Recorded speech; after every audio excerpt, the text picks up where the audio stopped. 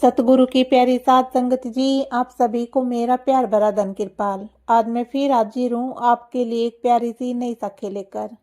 प्यारी साध संगत जी, आज की साखी बहुत ही प्यारी साखी है।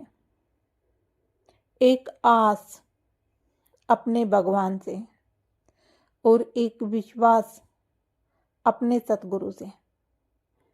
प्यारी साध संगत जी, आज की साखी विश्वास पर टिकी है, आस पर टिकी है, उम्मीद पर टिकी है कि हम अपने सतगुरु से कितनी उम्मीद करते हैं, कितना भरोसा है हमें अपने सतगुरु पे। प्यारी साध संगत जी, कई बार ऊपर ऊपर से ही कर देते हैं कि हाँ मुझे पूरा भरोसा है, पूरा भरोसा है, लेकिन जब उम्मीद टूट जाती है तो कोई सतगुरु नहीं, कोई भगवान नहीं, कोई परमात्मा नहीं, कुछ नहीं, फिर जो कुछ भी है सब झूठ है।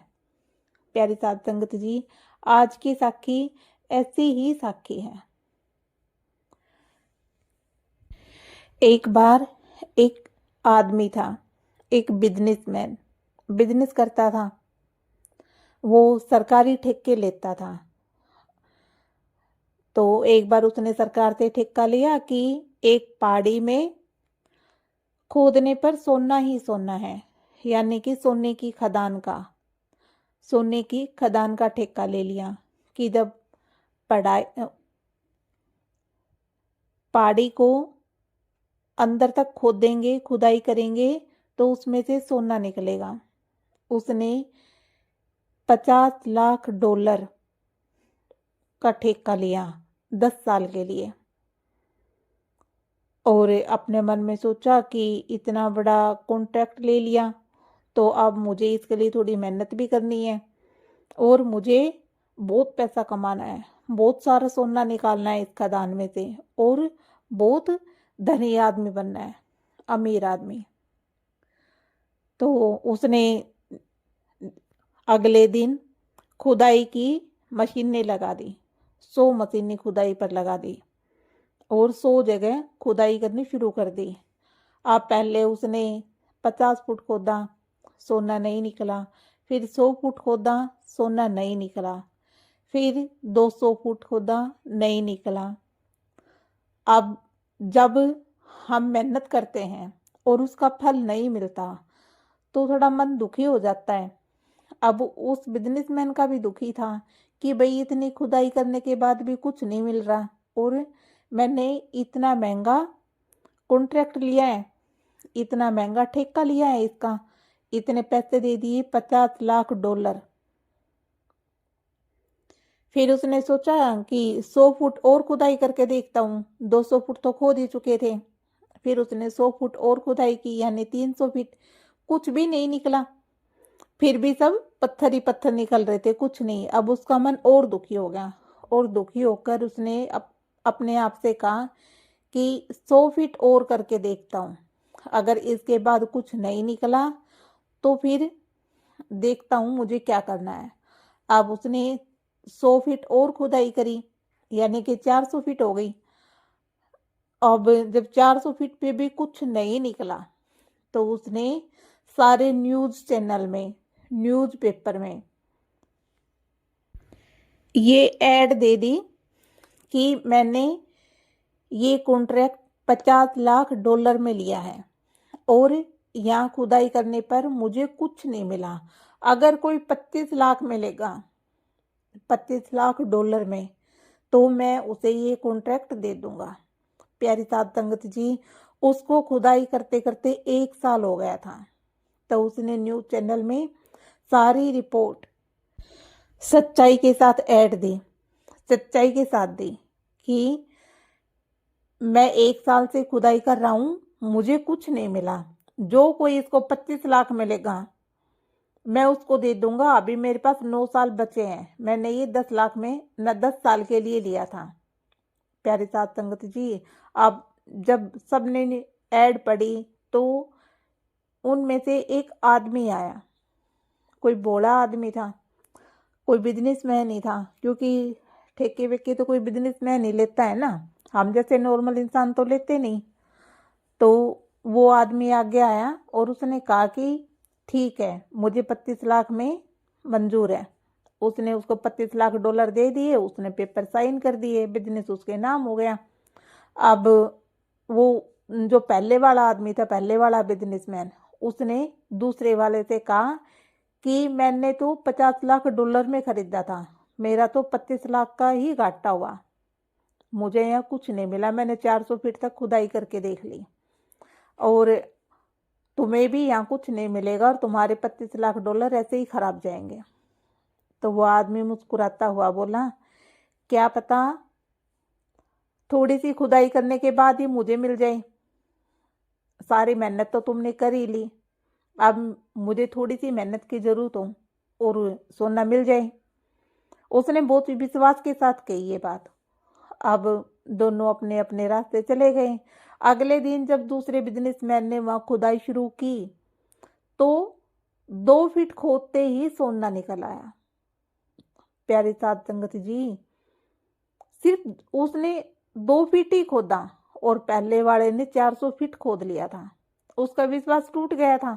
400 फीट खोदने के बाद अगर कुछ नहीं मिलेगा तो हर कोई इंसान डगमगा जाता है, लेकिन जिसे विश्वास होता है परमात्मा पर, अपने भगवान पर और अपने बिजनेस पर कि हाँ, यहाँ मैं इस चीज में पैसा लगाऊंगा तो एक दिन इसमें मुझे तरक्की मिलेगी, मेरा बिजनेस डेवलप करेगा, तो ही कामयाब होते हैं। अब मान लीजिए कोई 2 आदमी है, दोनों ने अपना बिजनेस शुरू किया, एक को पहले बिजनेस में घाटा हुआ, कोई दूसरा काम शुरू कर दिया, फिर उसको उसमें भी घाटा हुआ, तीसरा काम शुरू कर दिया। ऐसे ही अगर वो बार बार अलग अलग काम करता जाएगा, जैसे कभी दुकान खोली, कभी कुछ कर लिया, कभी कुछ कर लिया, तो ऐसी तरक्की थोड़ी होगी। और जो पहले वाला आदमी है वो अपनी एक ही चीज पे टिका है, उसको बार बार घाटा हो रहा है लेकिन फिर भी वो वही काम कर रहा है। तो आखिरी में सफल कौन होगा? जो एक ही काम पर टिका हुआ है, अलग अलग जगह नहीं भटक रहा। प्यारी साध संगत जी, यहाँ इस कहानी से हमें सीख मिलती है, अगर हमारी मुरादें पूरी नहीं होती, हमारी मन की इच्छा पूरी नहीं होती, तो हम भगवान बदल लेते हैं, गुरु बदल लेते हैं। कि राम की पूजा कर रही थी, राम जी से मुझे कुछ नहीं मिला, राम जी है ही नहीं। कृष्ण जी की पूजा शुरू कर दी, कृष्ण जी से भी कुछ नहीं मिला तो शंकर जी की शुरू कर दी, है ना।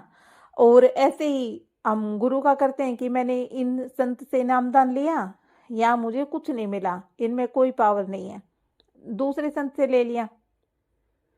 प्यारी साध संगत जी, ये हम बहुत बड़ी गलती करते हैं। विश्वास एक पे ही होता है। जो राम जी कर सकते हैं वो कृष्ण जी क्यों नहीं?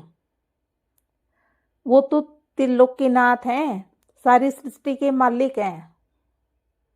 तो जो काम शंकर भगवान कर देंगे वो मेरे कृष्ण जी भी कर देंगे, जो मेरे कृष्ण जी कर देंगे वो मेरे राम जी भी कर देंगे।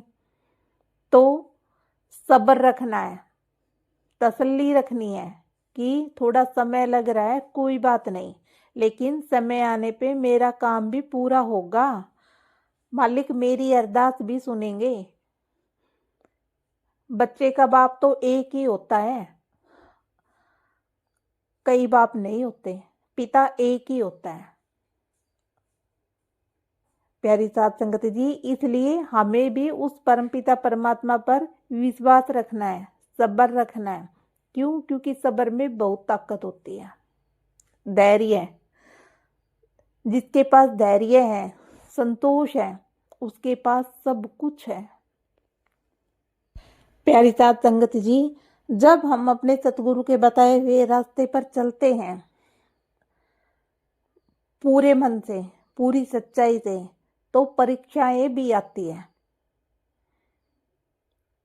क्योंकि जब हम नेक रास्ते पर चलते हैं तो परीक्षा होती है कि कहीं ये रास्ता बदल तो नहीं लेगा। प्यारी साध संगत जी, और अगर दुख आने के बाद भी हम वो रास्ता नहीं छोड़ते, चाहे कितनी ही तकलीफें आ जाए, फिर भी उसी रास्ते पर चलते हैं जो हमारे सतगुरु ने बताया, जो परमपिता परमात्मा ने बताया। तो वो सतगुरु, वो परमपिता परमात्मा हमारी मदद जरूर करता है। प्यारी साध संगत जी, हम अमृत वेला संभालते हैं और कई दिन हो जाते हैं अमृत वेला संभालते संभालते, कई महीने भी निकल गए और मान लीजिए कि हमें अपने सतगुरु के नूरी स्वरूप के दर्शन नहीं हुए या अंदर अंदर में रोशनी नहीं हुई, तो हम क्या करते हैं, थोड़ी उम्मीद टूट जाती है ना, कि मुझे इतने दिन हो गए बैठते बैठते कुछ नहीं मिला, मेरा अंदर का पर्दा नहीं खुला। ऐसा करते हैं ना। क्या पता अगले ही दिन हमारा पर्दा खुलना हो। जब हम उम्मीद छोड़ते हैं, हार मानते हैं, क्या पता अगले ही दिन हमारी रूहानी तरक्की होनी हो और हम हार मानकर पीछे हट जाएं। प्यारी साध संगत जी, ऐसा ना करें, आगे बढ़ते रहें। सब कुछ उस मालिक की मौज से होता है, हमें तो बस अपनी करनी है। मालिक के हुक्म में रहना है, सच्चाई के रास्ते पर चलना है। उसकी नजर सब पर होती है, वो सब कुछ जानता है। प्यारी साध संगत जी, एक बार एक साधु महाराज पीपल के पेड़ के नीचे बैठ के तपस्या कर रहे थे। तो सामने से नारद मुनि गुजरे। अब साधु महाराज ने नारद मुनि को देख लिया। साधु महाराज को पता चल गया कि नारद जी जा रहे हैं। तो साधु महाराज ने नारद मुनि को रोक कर कहा कि नारद मुनि, आप विष्णु भगवान के पास जा रहे हो, विष्णु भगवान से पूछ के आना कि मुझे इतने दिन हो गए तपस्या करते करते, मुझे दर्शन कब देंगे। तो नारद मुनि ने कहा कि ठीक है, मैं पूछ के आऊंगा। अब नारद मुनि बैकुंठ पहुंचे, श्री हरि विष्णु भगवान को प्रणाम किया और अपना हालचाल पूछा और फिर कहा कि एक साधु महाराज मिले थे, नीचे बैठकर आपके नाम का जाप कर रहे हैं, तपस्या कर रहे हैं। उन्होंने मुझसे कहा है कि मैं आपसे पूछ कर बताऊं कि आप उनको दर्शन कब दोगे। तो विष्णु भगवान मुस्कुराए और विष्णु भगवान ने नारद मुनि से कहा कि साधु महाराज को बोलना कि जिस पीपल के पेड़ के नीचे बैठ के तपस्या कर रहे हैं, उस पीपल के पेड़ में जितने पत्ते हैं उतने जन्म लेंगे और उतने जन्मों तक बिना रुके मेरी तपस्या करेंगे, मैं तो ही दर्शन दूंगा, नहीं तो नहीं दूंगा। अब ये जवाब सुनकर नारद मुनि थोड़ा दुखी हो गए, परेशान हो गए, लेकिन वे भगवान के आगे क्या कर सकते हैं, अपना चुपचाप आ गए। और नारद मुनि के मन में चल रहा कि अब मैं साधु महाराज को जाकर क्या बताऊंगा कि विष्णु भगवान ने क्या कहा है। उसका तो बेचारे का दिल टूट जाएगा, बेचारे बुजुर्ग हैं, पता नहीं आगे तपस्या करेंगे या नहीं करेंगे, आगे अपनी साधना करेंगे या नहीं करेंगे, कहीं साधना बीच में ही ना छोड़ दे। नारद मुनि बहुत परेशान। मैं ऐसा करता हूं, मैं वहां से निकलूंगा ही नहीं, मैं साधु महाराज के पीछे से गुजर जाऊंगा ताकि साधु महाराज मुझे देख ना सके। और जब वो मुझे देखेंगे नहीं तो प्रश्न पूछेंगे ही नहीं कि विष्णु भगवान ने क्या कहा। और ऐसे ही वो अपनी तपस्या करते रहेंगे, अपनी साधना करते रहेंगे। अब जब नारद मुनि पृथ्वी लोक पे आए तो जहाँ साधु महाराज तपस्या कर रहे थे, तो साधु महाराज के पीछे से गुजरने लगे, पीछे से निकलने लगे। तो जो साधु महाराज थे वो अंतर्यामी थे। उन्होंने कहा कि नारद मुनि, मैंने आपको विष्णु भगवान से एक सवाल पूछने के लिए भेजा था, सवाल पूछने के लिए कहा था, मेरे विष्णु भगवान ने क्या उत्तर दिया, मुझे बता कर जाओ। तो नारद मुनि ने कहा कि तुम रहने दो, जाने दो, बस तुम अपनी साधना करते रहो, अगर मैं उत्तर बताऊंगा तो तुम्हारा दिल टूट जाएगा। साधु महाराज ने कहा कि नहीं, तुम मुझे बताओ कि विष्णु भगवान ने क्या कहा। तो नारद मुनि ने कहा कि नहीं नहीं, बस तुम अपनी तपस्या करते रहो, अपनी साधना करते रहो, उत्तर जानकर क्या करोगे, अगर उत्तर सुनोगे तो तुम्हारा दिल टूट जाएगा। तो लेकिन साधु महाराज नहीं माने। साधु महाराज ने जब बार बार पूछा तो नारद मुनि ने कहा कि विष्णु भगवान ने कहा है कि इस पेड़ में जितने पत्ते हैं तुम उतनी बार जन्म लोगे और पूरे जन्म मेरी तपस्या करोगे, तभी दर्शन दूंगा। अब साधु महाराज तो इतनी बात सुन के खुशी से नाचने लगे, झूमने लगे, गाने लगे, बहुत खुश हुए। और नारद मुनि संकट में पड़ गए, कि सोच में पड़ गए कि भाई ये क्या हो रहा है। मैं तो सोच रहा था ये परेशान होगा, दुखी होगा कि मैं इतने सालों तक, कितने जन्मों तक साधना कैसे करूंगा, लेकिन ये तो दुखी होने की बजाय खुश हो रहा है, झूम रहा है, नाच रहा है, गा रहा है, मगन हो गया एकदम। उसी समय विष्णु भगवान प्रकट हो गए। विष्णु भगवान ने साधु महाराज को दर्शन दिए। नारद मुनि ने पूछा कि प्रभु, आपने तो कहा था कि जब ये इतने जन्म मेरी तपस्या करेगा तभी मैं इसको दर्शन दूंगा। तो विष्णु भगवान मुस्कुराने लगे। विष्णु भगवान ने कहा कि मैं तो परीक्षा ले रहा था कि ये कहीं रास्ता बदल तो नहीं लेता है, कहीं भगवान बदल तो नहीं लेता है, कभी किसी और की पूजा करने लग जाए, और की साधना करने लग जाए। लेकिन इसकी सच्ची साधना थी, सच्चे मन से साधना कर रहा था, सच्ची तपस्या कर रहा था पूरे मन से, तो मुझे दर्शन देने पड़े, मुझे यहाँ आना पड़ा। प्यारी साध संगत जी, ऐसे ही परमपिता परमात्मा है। अगर हम एक रास्ते पर चलते रहेंगे, उसके बताए हुए रास्ते पर चलते रहेंगे, पूरी सच्चाई से, ईमानदारी से, काम क्रोध लोभ मोह अहंकार सब छोड़ के अमृत वेला संभालते रहेंगे, तो एक दिन हमारी रूहानी तरक्की जरूर होगी। हमें अंतर में अपने सतगुरु के दर्शन जरूर होंगे। ऐसा हो ही नहीं सकता कि हम बिना नागा किए अमृत वेला संभालें, पूरे मन से संभालें, और हमें हमारे सतगुरु के दर्शन ना हो, हमें अंतर में तरक्की ना हो। प्यारी साध संगत जी, एक बार जब अंदर का रस आने लग गया ना, तो सारे रस फीके हैं, फिर कुछ अच्छा नहीं लगेगा। एक बार एक भाई साहब सतगुरु की बहुत सेवा करते थे, हुजूर की, लेकिन भजन सिमरन नहीं करते थे। वो सेवा खूब करते थे पर उनसे भजन नहीं होता था। महाराज जी ने कई बार कहा कि भाई थोड़ा भजन सिमरन कर लिया करो, थोड़ा भजन सिमरन कर लिया करो, लेकिन वो आदमी माने ही ना कि मेरे से हुजूर भजन सिमरन नहीं होता। तो हुजूर ने कहा कि भाई आज से ठीक 15 दिन बाद तुम्हारी मौत होनी है, तुम्हें मर जाना है। अब 15 दिन तुम अपना कुछ करना है, अपना वो कर लो। और ऐसा कहकर हुजूर ने उसके माथे पर अपना अंगूठा लगा दिया। अब अंगूठा लगाते ही वो भाई साहब तो अपने अंदर के मंडलों में घूमने लगे, अंदर की तरक्की करने लगे। कई घंटे हो गए, क्योंकि उनको तो इतना रस आ रहा, कुछ सुध बुध ही नहीं, अंदर इतने खो गए, इतना रस आया। जब 3-4 घंटे हो गए अंतर में तरक्की करते हुए, अंतर में घूमते हुए, अंदर का रस लेते हुए, तो हुजूर ने उसको वापस लिया, भजन से हटाया, भजन से उठाया।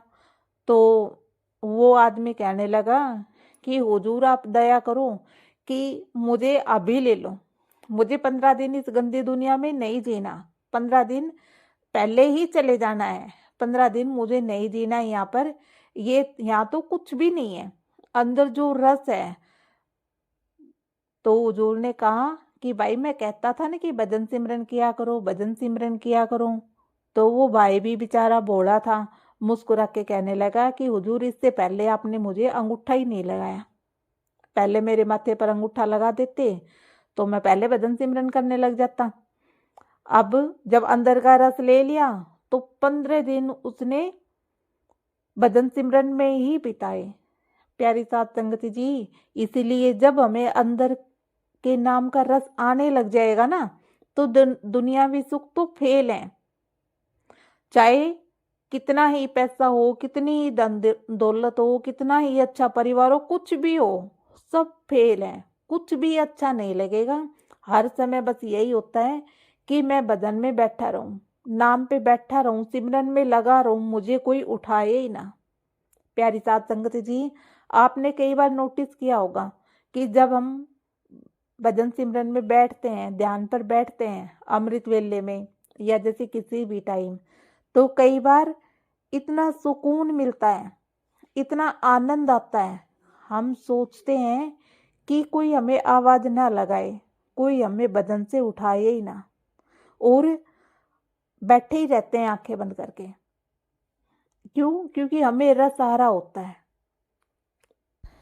ऐसे ही जब हम कई बार सत्संग में जाते हैं, सत्संग में इतना आनंद आता है, कई बार इतना अच्छा टॉपिक चल रहा होता है, इतना आनंद आता है, इतना रस आता है, मन करता है सत्संग खत्म होए ही ना, सत्संग सुनता ही रहूं, सुनता ही रहूं।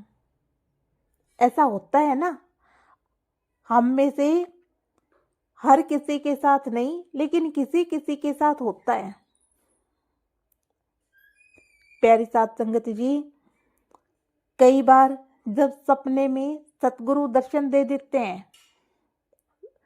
सपने में कई बार जैसे ऐसा होता है कि भाई हम किसी भगवान जी के दर्शन करते हैं, अपने सतगुरु के दर्शन करते हैं, मन करता है सपना खत्म होए ही ना, जबरदस्ती आंखें बंद करके लेटे रहते हैं। आंख खुल जाती है तो भी जबरदस्ती आंखें बंद करते हैं कि आज तो बहुत अच्छा सपना आ रहा है, आज तो मुझे अपने सतगुरु के दर्शन हो गए।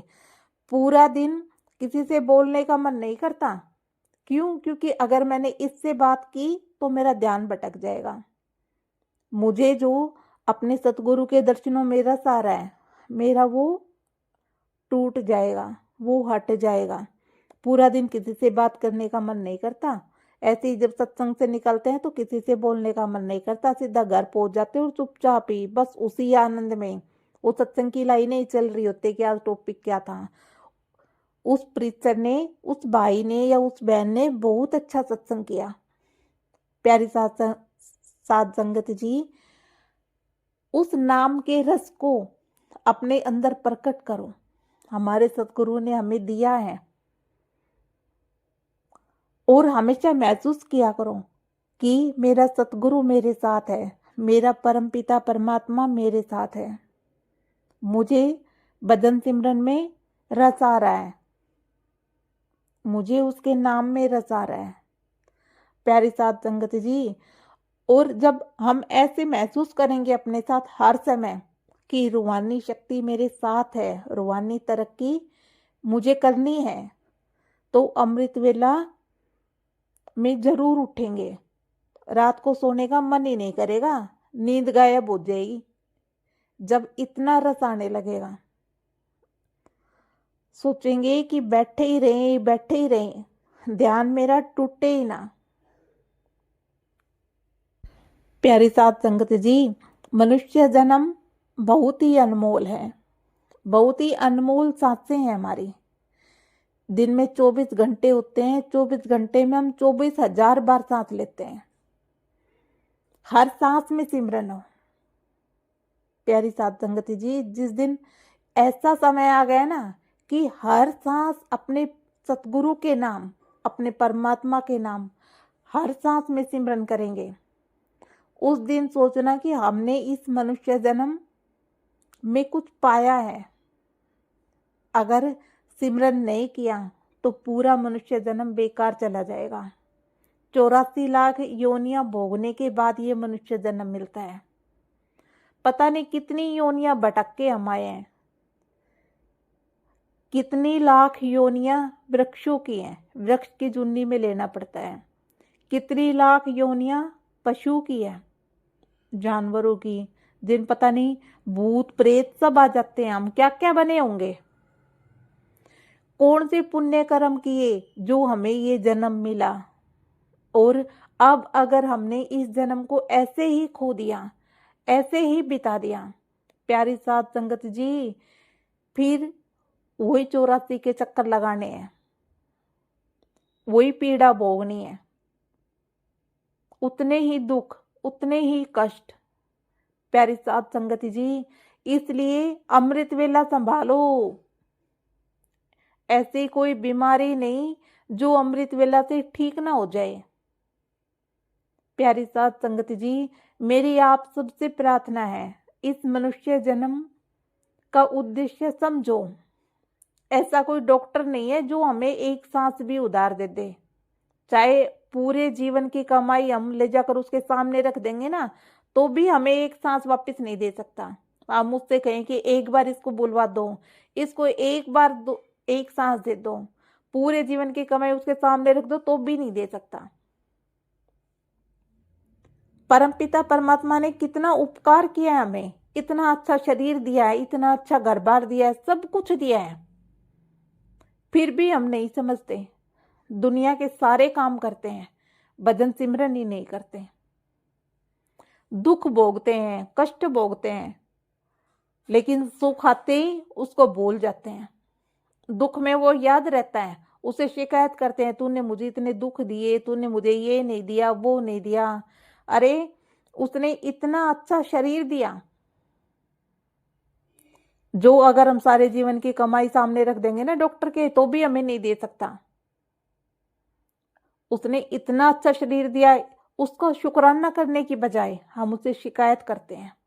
अगर वो ये भी सही से ना देता तो हम क्या कर लेते। किसी भाई बहन के आंखें नहीं है, उससे पूछो। हमारा तो शरीर एकदम सही है, किसी भाई के एक टांग है, एक नहीं है, उससे पूछो। कोई भाई बहन बिस्तर पर है, उठ नहीं सकते बिस्तर से, सत्संग में नहीं जा पाते, नाम सिमरन नहीं कर पाते, बिस्तर पे ही पड़े रहते हैं, उससे पूछो इस शरीर की कीमत। अरे हमारा तो शरीर एकदम सही है, एकदम ठीक है, हाथ पैर काम कर रहे हैं, दिमाग काम कर रहा है, सब कुछ कर रहा है, फिर भी हम नाम नाम नहीं जपते, तो गलती किसकी है? हमारी है ना, उस परमपिता परमात्मा की नहीं है। क्या उसने हमें ये मनुष्य जन्म देकर गलती करी? उसने हमें ये मनुष्य जन्म देकर हमारे ऊपर कृपा करी, दया करी। उसे जो जीव अपने पास बुलाना है उसे मनुष्य जन्म दिया, ताकि वो इसमें रहकर नाम की कमाई करें।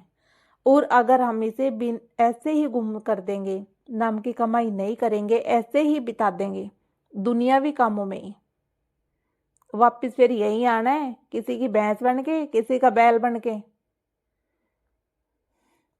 कभी गधे का जन्म मिलेगा, कभी सुअर का मिलेगा, कभी कीड़े का मिलेगा, कभी नाली का कीड़ा, है ना। कितनी सारी योनियां हैं, 84 लाख।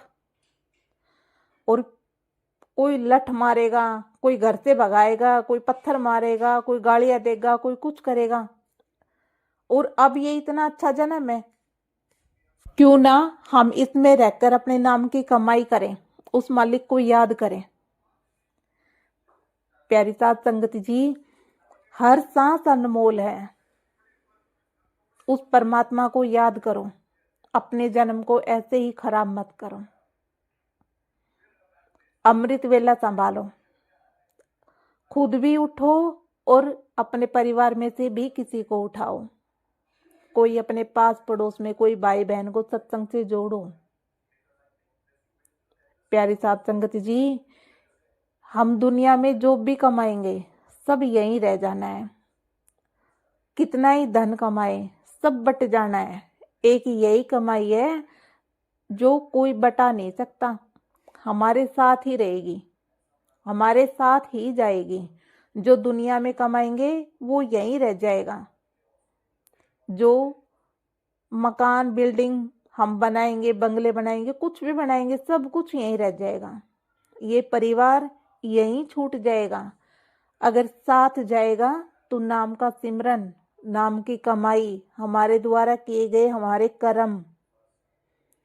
सब कहते हैं कि जब इंसान जन्म लेता है तो खाली हाथ आता है, और जब जाता है तो खाली हाथ चला जाता है। खाली हाथ आए हैं, खाली हाथ जाना है।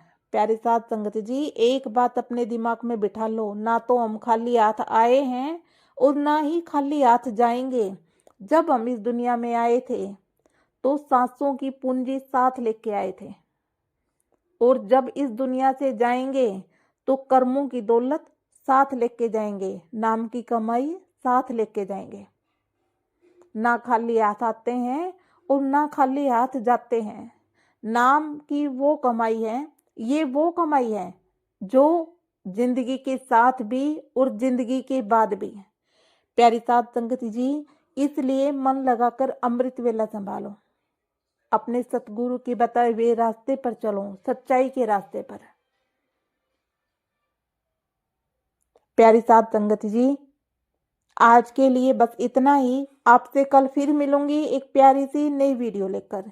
तब तक के लिए वीडियो को ज़्यादा से ज़्यादा शेयर करें, लाइक करें और चैनल को सब्सक्राइब करें, ताकि हमारे प्यारे महाराज जी मौजूदा सरकार संत राजेंद्र सिंह जी का प्यार और उनका विश्वास कभी ना टूटे। थैंक यू महाराज जी।